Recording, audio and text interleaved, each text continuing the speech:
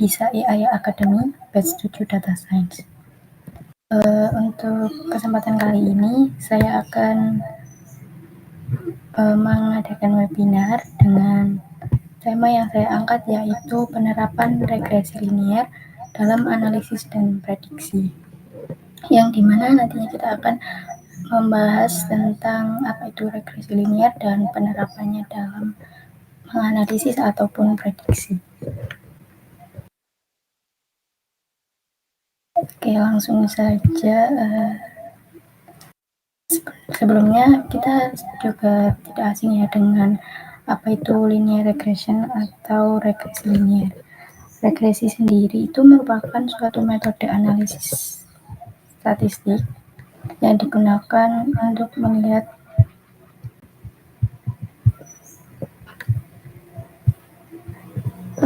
pengaruh antara dua atau lebih banyak variabel, yaitu variabel independen dan variabel dependen. Hubungan variabel tersebut bersifat fungsional yang diwujudkan dalam suatu model matematis. Hubungan antaranya yaitu variabel independen dan variabel dependen, yang dimana ada variabel X dan Y.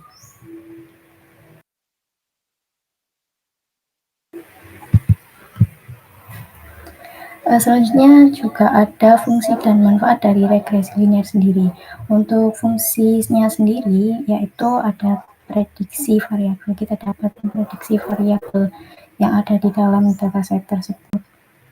Selanjutnya yaitu mengidentifikasi hubungan antara variabel dan pengujian hipotesis, serta mengendalikan variabel dan optimalisasi sumber daya. Untuk manfaatnya sendiri, kita bisa memungkinkan prediksi nilai variabel berdasarkan variabel lain, mengidentifikasi hubungan antara variabel, dan membantu dalam pengujian hipotesis tentang hubungan kausal. Dan masih banyak lagi manfaat dari regresi linear.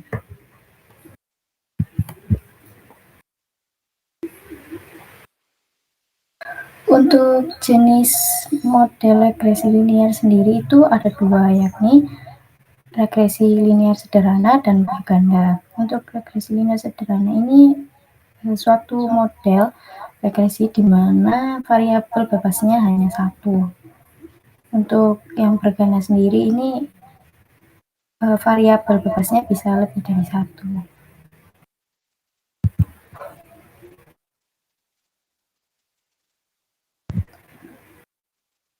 Dan ini merupakan rumus dari regresi linear sederhana, yaitu Y sama dengan beta 0 plus beta 1X plus I, yang dimana Y itu merupakan variabel dependennya yang akan kita prediksi nanti, dan X-nya itu variabel independen sebagai variabel prediktornya.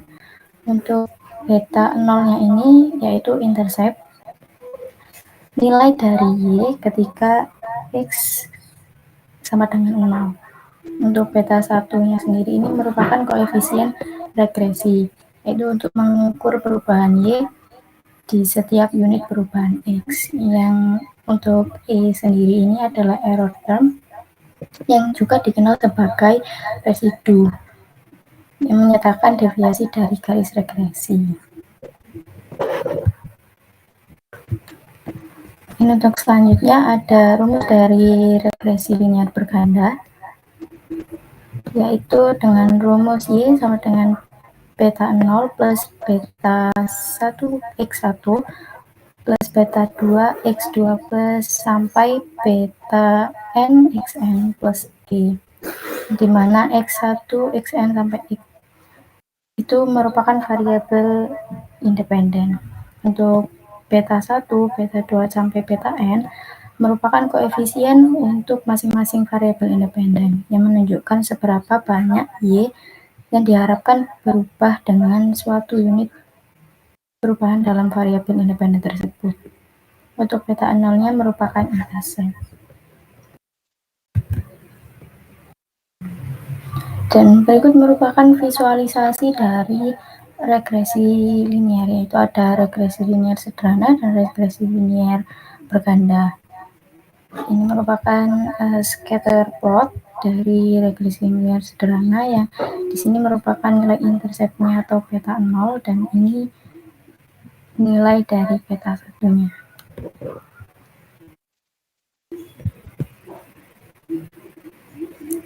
Nah, untuk langkah-langkah membangun model regresi linear sendiri itu, yang pertama kita melakukan pengumpulan data. Untuk pengumpulan data ini, kita bisa mencari data di Kaggle ataupun di BPS Statistika, yang mana nanti di sana akan ada banyak sekali dataset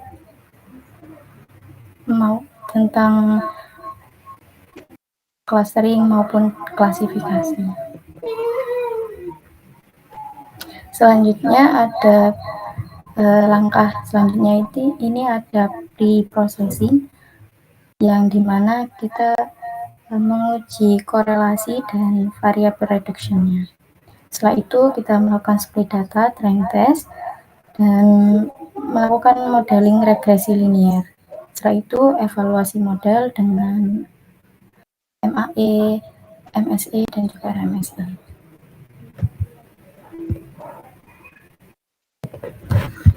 Ini selanjutnya untuk asumsi regresi linear sendiri, yaitu ada linearitas hubungan antar variabel, yang dimana hubungan antar variabel independen atau prediktor dan variabel dependen harus bersifat linear dan dapat diinterpretasikan dengan garis lurus. Selanjutnya tidak ada multikolinearitas untuk regresi berganda. Yang maksudnya itu dalam regresi linear berganda ini dengan lebih dari satu variabel independen, variabel-variabel independen lainnya tidak boleh sangat berkorelasi antara satu sama lain. Selanjutnya ada homoskedastisitas atau varian residual konstan, yaitu merupakan varian dari residual atau selisih antara nilai aktual dan prediksi, yang mana itu harus konstan untuk semua nilai variabel independennya.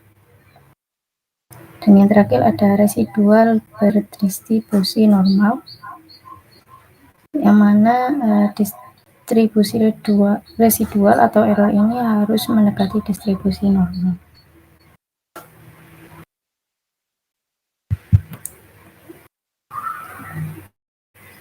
Nah, ini merupakan contoh implementasi dari kodenya, yaitu kita pertama harus mempersiapkan library yang akan kita gunakan, yaitu ada NumPy, Pandas, Matplotlib untuk gambar, dan Seaborn-nya ini untuk diagram, dan train test split. Setelah itu ada library linear regression-nya sendiri, dan yang terakhir ini ada library untuk evaluasi modelnya.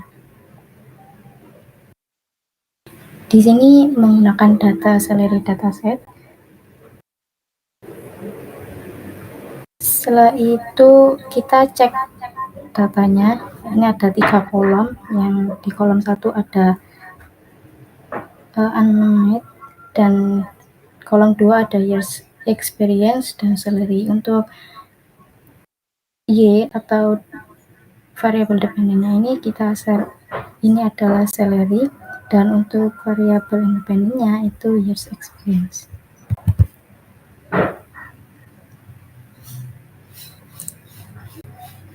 Selanjutnya ini merupakan tahap train dan test atau split data, yang dimana Y itu kolom salary dan X merupakan kolom years experience-nya.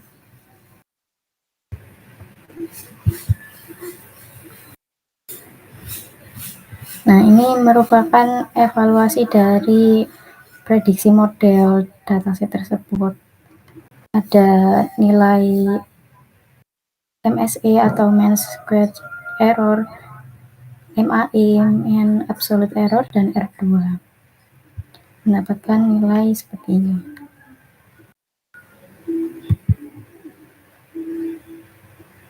Ini merupakan scatter plot dari hasil model tadi. Kita harus memanggil kolom years experience dan salary-nya.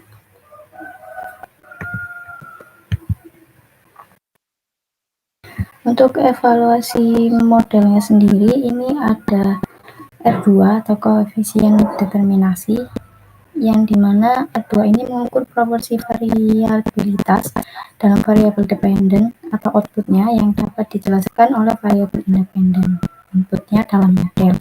Jika nilai R2 ini berkisar antara 0 hingga 1, di mana nilai mendekati 1 ini menunjukkan model yang kita buat itu sangat baik dalam menjelaskan data yang kita inputkan tadi.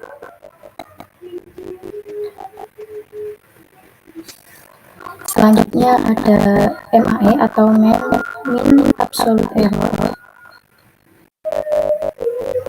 yang dimana MAE ini adalah ukuran rata-rata kesalahan dalam kumpulan prediksi tanpa memperhitungkan arahnya. MAE juga diukur sebagai perbedaan rata-rata absolut antara nilai prediksi dan nilai aktual yang digunakan untuk menilai efektivitas model regresi. Untuk nilai sendiri yang lebih kecil, jika nilai lebih kecil itu menunjukkan bahwa rata-rata kesalahan model lebih rendah.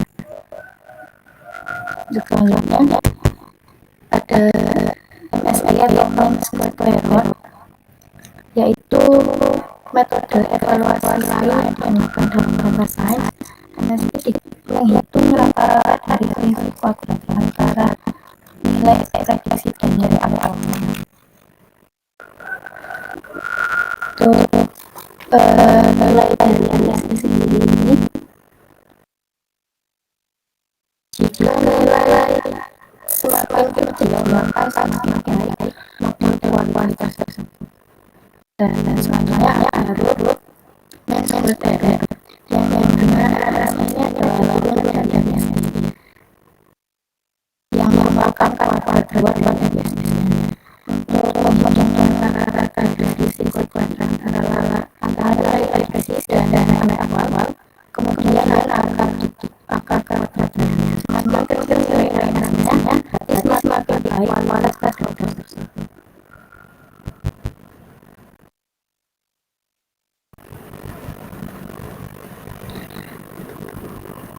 Untuk aplikasian regresi linear ini bisa memberikannya untuk prediksi harga model depan tanah dan juga prediksi tingkat kemiskinan di dunia yang ada di Indonesia. Selanjutnya analisis hubungan antara pengeluaran dan pengumpulan, estimasi pertumbuhan populasi dan masih banyak lagi. Untuk kelebihan dan keterbatasannya sendiri, untuk kelebihan dari regresi linear ini dapat diterapkan di sini. Regresi linear itu memiliki dasar matematis yang sederhana sehingga sangat mudah dipahami dan diterapkan, juga tidak memerlukan algoritma yang sangat kompleks yang menjadikannya pilihan paling mudah untuk menganalisis data. Nah, selanjutnya interpretasi sederhana. Model regresi linear ini memberikan wawasan langsung antara variabel independen dan variabel dependen, dan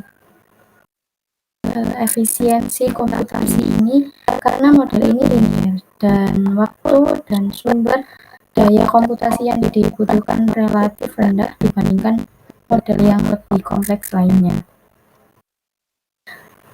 Dasar untuk model yang lebih kompleks ini, regresi linear sering digunakan sebagai langkah awal sebelum mencoba model non-linear atau yang lebih kompleks, dan membantu dalam pemahaman awal tentang data sebelum melangkah ke metode yang lebih canggih lainnya.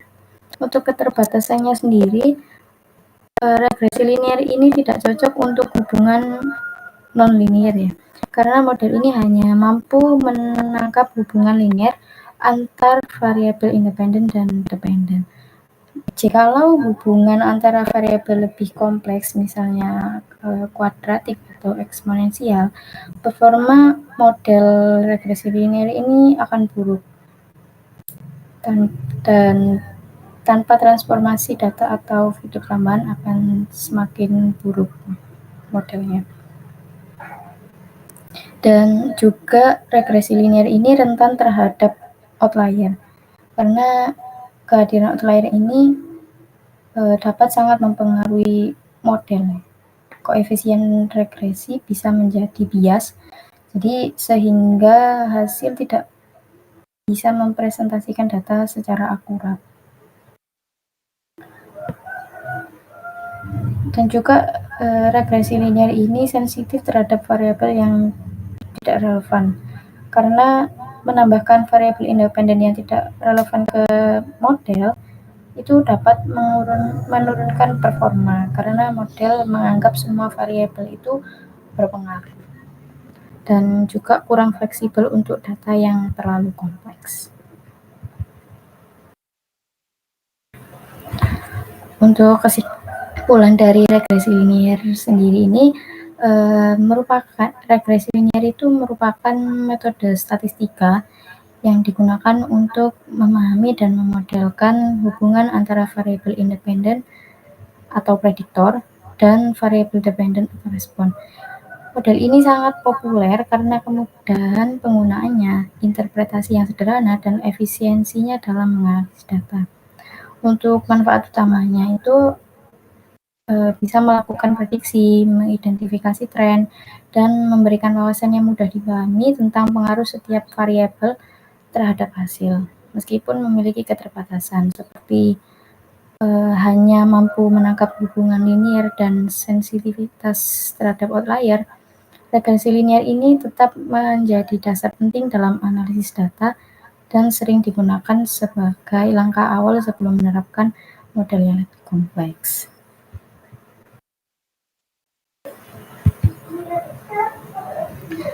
Baik, mungkin kita melihat ini ya, implementasi dalam code-nya.